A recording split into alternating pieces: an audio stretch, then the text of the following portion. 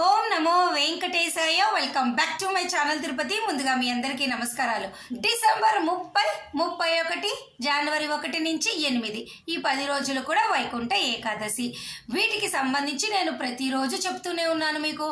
మొదటి 3 రోజులండి ఎవరైతే electronic lucky డిప్లో select అయ్యారో వారు మాత్రమే దర్శనం చేసుకోగలరు.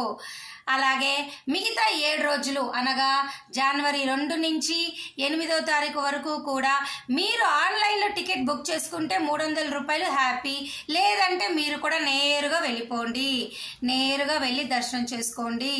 ఓకేనా? మనకు టీటీడీ నుంచి ఒక పాంప్లెట్ కూడా వచ్చింది, నేను అది ఇక్కడ కూడా పెడతాను, ఒక్కసారి మీరు చూడండి. ఓకేనా అండి?